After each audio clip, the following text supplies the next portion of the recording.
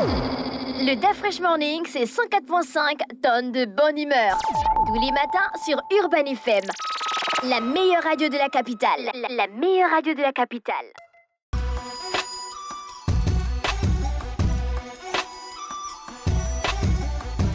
Vous êtes sur Urban FM 104.5, la station urbaine dans le DAF Fresh Morning avec René Ruth. 7h33, on retrouve Jean-Paul pour l'actualité internationale. Bonjour Jean-Paul, comment tu vas? Ça va René Ruth? Ça va, tu as bien passé le week-end? Oui, tranquille. Tu sais, quand j'ai commencé l'émission le matin, je pensais que c'était lundi. Oui, j'ai constaté ça. Tu as fait ce lapsus là tout à l'heure. J'ai pensé que... Mais c'est le premier rendez-vous de la semaine concernant le morning. Oui. Parce que hier, on n'a pas fait l'émission. Bien sûr. C'est notre premier morning de la semaine. Oui. Mais dans ma tête, c'était bon. Comme on n'a pas travaillé hier, c'est peut-être lundi aujourd'hui. Mais dans la tête aussi de beaucoup de Gabonais, en fait. je suis sûr, hein, ils ont dû se lever ce matin en pensant qu'on était lundi. Oui, en pensant qu'on était lundi. C'est vraiment compliqué. Oui.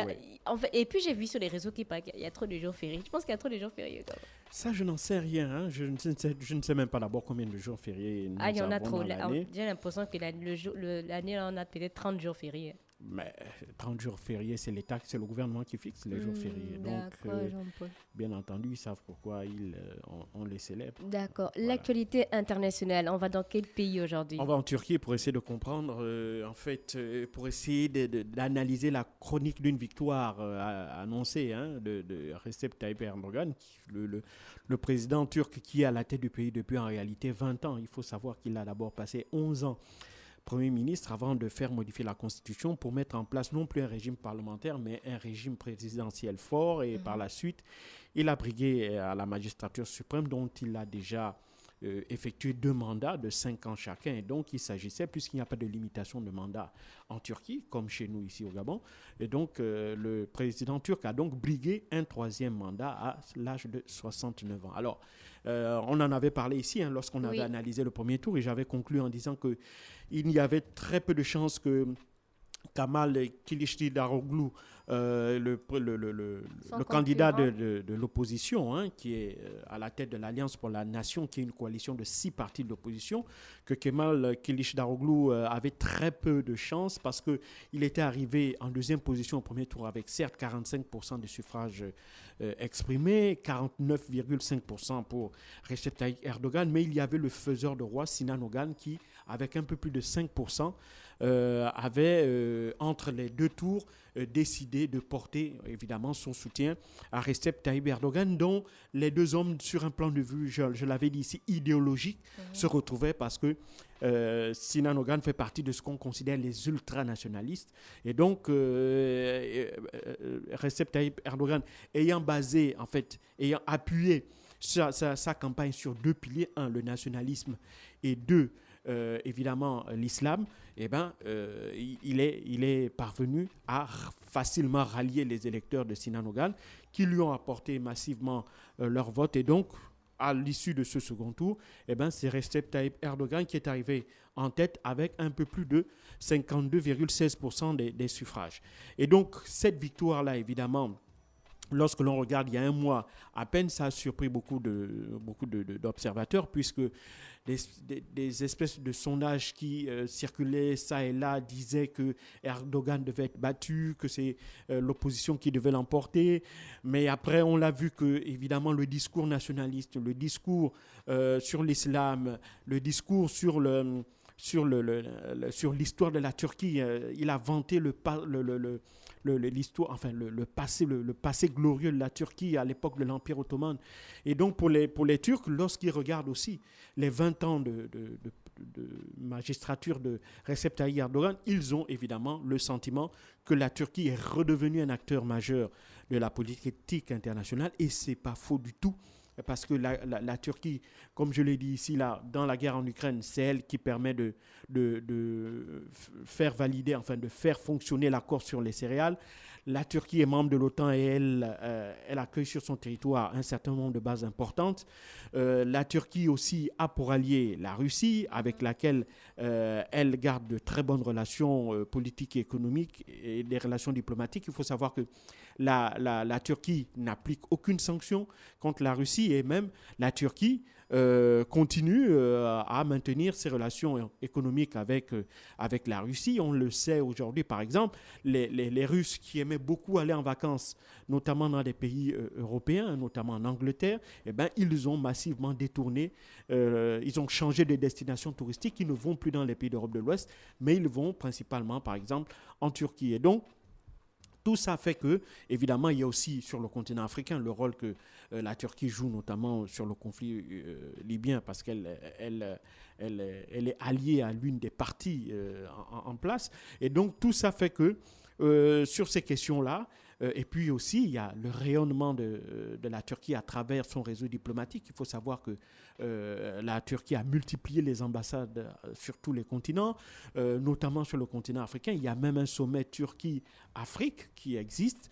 Et donc, tout ça fait que les Turcs, lorsqu'ils regardent, ils se rendent compte qu'au-delà des mauvais résultats économiques, qui sont vraiment très mauvais, la lire turque a dévissé de plus de 95%, la Banque centrale turque a refusé, sur l'injonction de Recep Tayyip Erdogan, de faire monter ses taux directeurs pour essayer de faire baisser l'inflation. L'inflation, selon les autorités turques, tourne aux alentours de 44-45%, même si ces taux-là sont remis en cause par un certain nombre d'instituts spécialisés, mais n'empêche qu'on a l'inflation qui est très forte, on a une monnaie qui est très faible, et donc tout ça fait que pour Recep Tayyip Erdogan, il faut booster, il faut maintenir, si tu veux, la croissance, et pour cela, il veut booster, enfin, il ne veut pas booster, il veut se servir d'une monnaie, donc la lire turque, qui est très faible. Il faut savoir qu'il faut à peu près 20 lires turques pour $1. Et donc, il veut cette monnaie faible-là pour essayer de booster les exportations et espérer ainsi remonter, enfin, relancer la croissance et relancer, si tu veux, la production de richesses pour le pays et avoir après une espèce de cercle vertueux vers la consommation intérieure, etc. Mais évidemment, ça, ce serait quelque chose de tout à fait inédit parce qu'on a très rarement vu, et ça, tous les économistes le disent, lorsqu'on a à la fois une inflation très élevée, on a une monnaie très faible, eh ben, on a une consommation nationale aussi qui est très faible.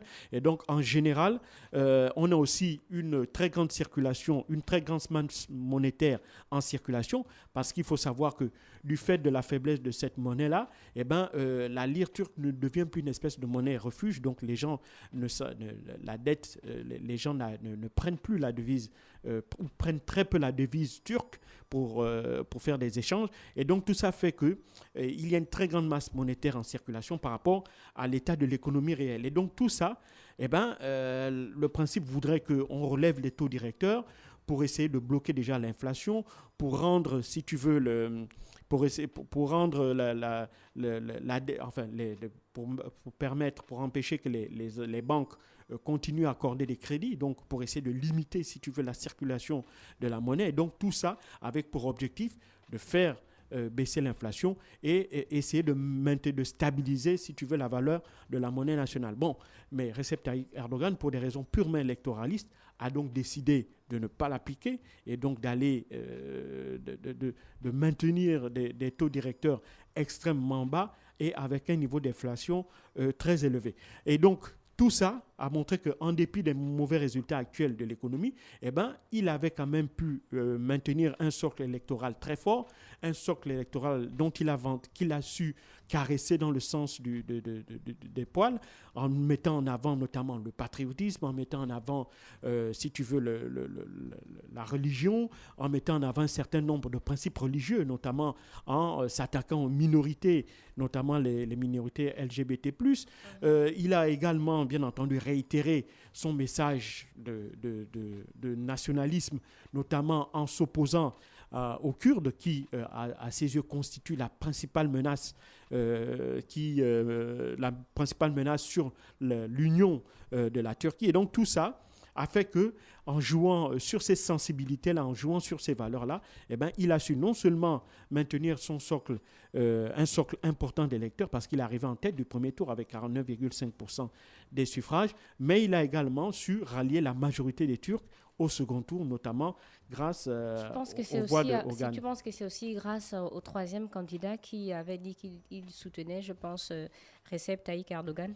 Mais je l'avais dit ici, le troisième candidat ne pouvait que soutenir Recep Tayyip Erdogan parce qu'idéologiquement, les deux hommes étaient plus proches. La seule différence entre Recep Tayyip Erdogan et Sinan Ogan, c'est évidemment ce dernier est beaucoup plus nationaliste, il est ultra nationaliste.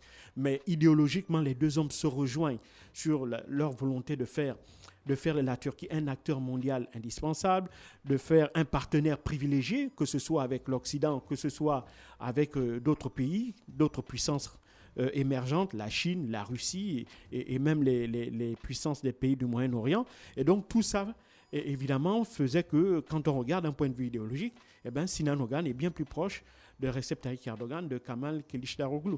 Donc c'est ce qui explique que ce dernier a tout naturellement demandé à ses électeurs d'apporter leur soutien à Recep Tayyip Erdogan.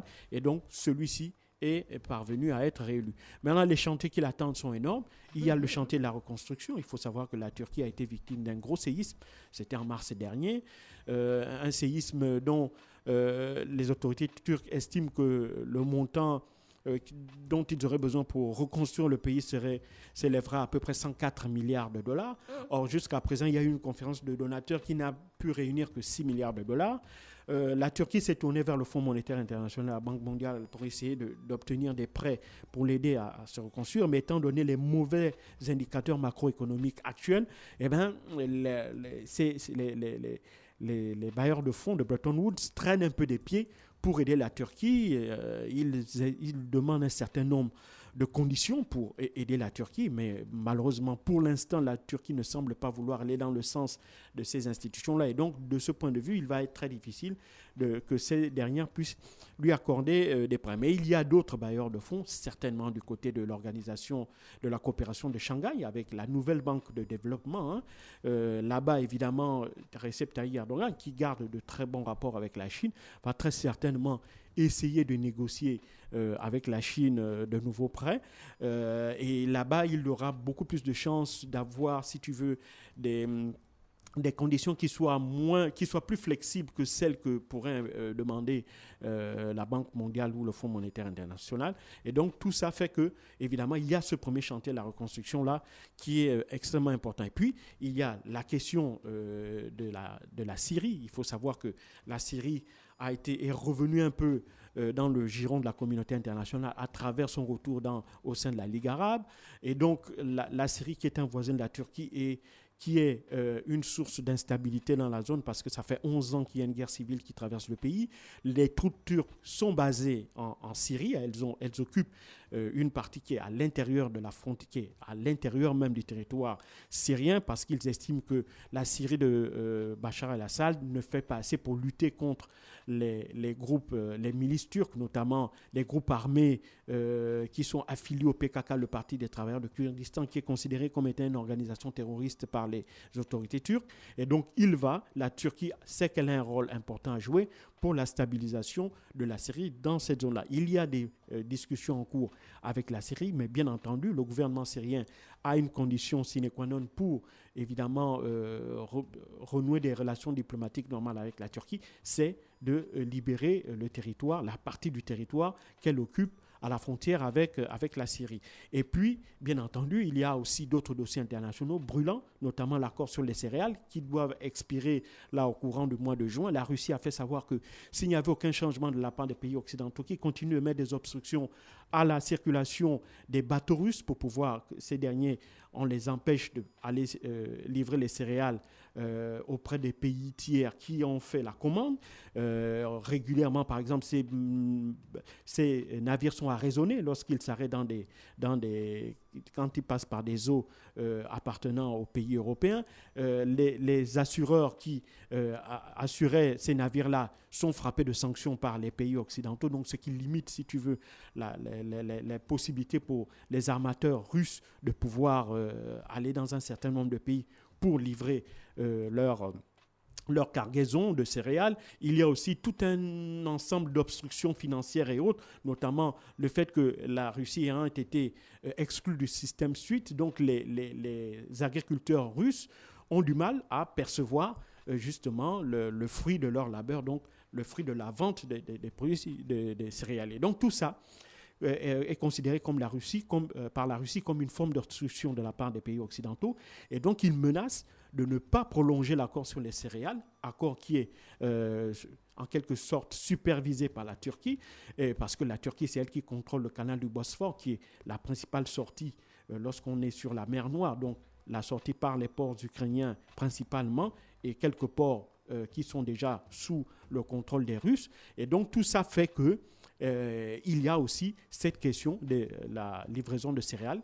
Et donc ça va avoir, en cas de non-prolongation de cet accord, ça va avoir un impact sur les coûts de ces matières premières céréalières. Ça va augmenter le coût de l'alimentation, que ce soit animale ou humaine. Et donc tout ça, ça va bien entendu alimenter l'inflation avec toutes les conséquences que ça va avoir, surtout sur les pays du Moyen-Orient et d'Afrique du Nord, et d'Afrique aussi, d'une partie de l'Afrique subsaharienne qui sont des pays qui sont extrêmement dépendants des denrées alimentaires qui proviennent d'Ukraine et de Russie. Donc, la Turquie a un rôle central dans cet accord-là. Et bien entendu, il y a aussi tout ce qui concerne les politiques nationales en matière de liberté de la presse, parce que la Turquie, sous Recep Tayyip Erdogan, est quotidiennement attaquée de vouloir museler la presse de l'opposition, de restreindre l'activité des journalistes. Et donc tout ça, ce sont tous ces grands chantiers-là qui attendent encore Recep Tayyip Erdogan pour les 5 prochaines années. Et donc tout ça va être évidemment scruté avec beaucoup d'intérêt par les observateurs que nous sommes. Merci beaucoup Jean-Paul pour l'actualité internationale. Aujourd'hui, revenez sur la réélection de Recep Tayyip Erdogan. Enfin, un tour en publicité et on se retrouve pour la suite des programmes. Le DAF Fresh Morning, c'est 104.5 tonnes de bonne humeur. Tous les matins sur Urban FM. La meilleure radio de la capitale. La meilleure radio de la capitale.